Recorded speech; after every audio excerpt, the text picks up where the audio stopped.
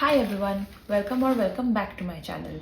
I'm Ahana and here we talk about all things related to stationery, planners, productivity, organization and in general trying to live your best life. And if that interests you, don't forget to hit the subscribe button. Also click the bell icon to be notified every single time I post a new video. Raise your hand if you've ever brought a planner with big dreams only to stop using it after a week. Yep, I've been there, but today I'm going to show you how to actually use your planner every single day without feeling overwhelmed. And let's turn that abandoned planner into your secret weapon for success. So let's first talk about why do planners fail. The top reason for that is overcomplicated setups. Now, these are the two main planners that I'm using for this year. So I'm sure you have already seen multiple videos that I've made around these. And these are pretty straightforward. So if you've seen, these are the monthly views, then there are these weekly views, and then you have these daily pages. So very straightforward way to do it. Again, if you look at an undated planner, it still has the same monthly layouts. Then you have some habit trackers, weekly layouts, and that's that.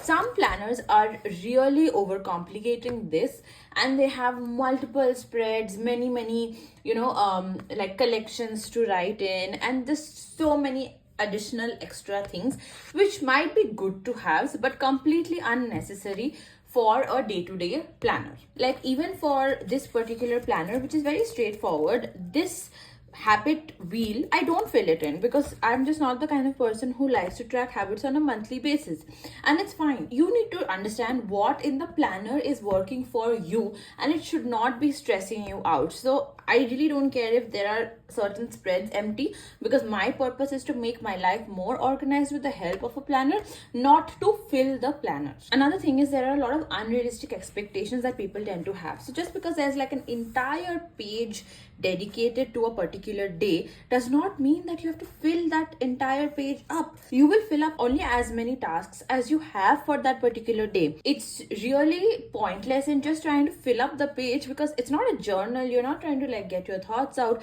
This is a planner. You're supposed to just list out your tasks and check them off as you go, or any reminders or events or appointments, just like important things, so that your brain is not crowded with all of that information, right?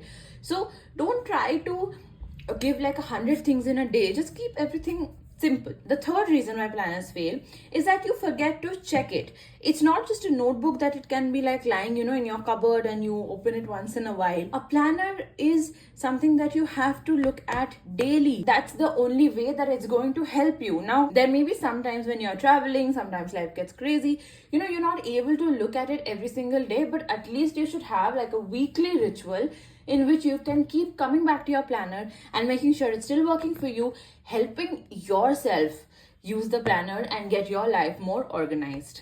Okay, so now that we know why planners fail, let's look at 3 simple things we can do to maintain a consistent planner habit.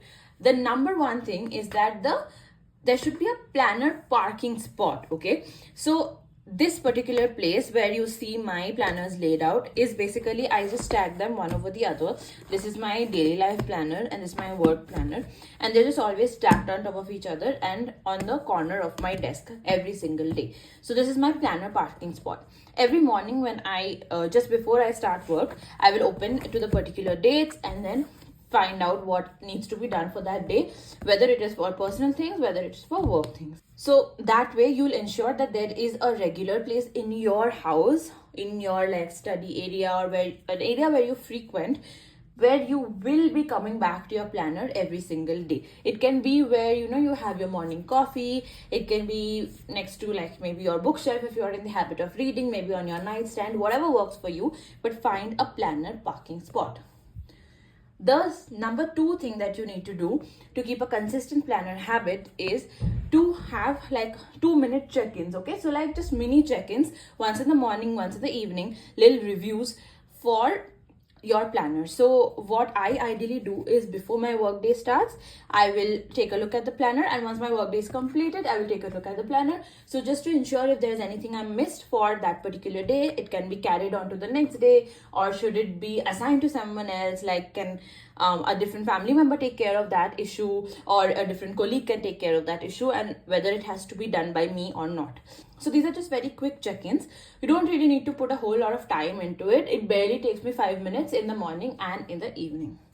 And finally, what I love to do is the weekly planner refresh. So every Sunday, I spend 10 minutes just setting up my week. So I'm just going to lay out like all the important meetings I have for the work planner, and if I have to visit the doctor, if I have to order some things, if there is like a birthday coming up and I need to get gifts, etc., all of these things I will take care of in my personal planner, and any work related things for the week I'll take care of in my work planner. So these things are like quick 10-15 minute planner refresh routines I have, and I will do it on every Sunday evening. And finally, you know what you need to do, right? But sometimes it just gets boring, like tasks tend to do. So we are going to be using stickers and color codings or themes to make it enjoyable. It has to be fun for you to continue doing it. And I'm not going to open my work planner, but let me show you how I make it fun in my personal planner. So I use a lot of stickers to make my planner routine a lot of fun. So I always like put, say it's my birthday and then I was traveling for a friend's wedding, so I put these relevant stickers wherever applicable. Then throughout my week also, I decorate the week with a lot of really cool stickers depending on what I even like put little stickers of like avocados if that's what I'm having that day, or maybe like a soup if that's what I'm having this day. So I put little stickers just to show what the upcoming week is like, and it just makes my planning routine a lot more fun. Then you can set up a planning ritual. So every Sunday evening, I sit down with a big cup of coffee and my like Google Calendar and my just phone, just to see if anybody's texted me to do anything that particular week. And I also keep a track of like all the expenses that I've made that previous week. And I sit down with my phone and all of that, and with all my stationery, and just spend about 10-20 minutes trying to set up my planner.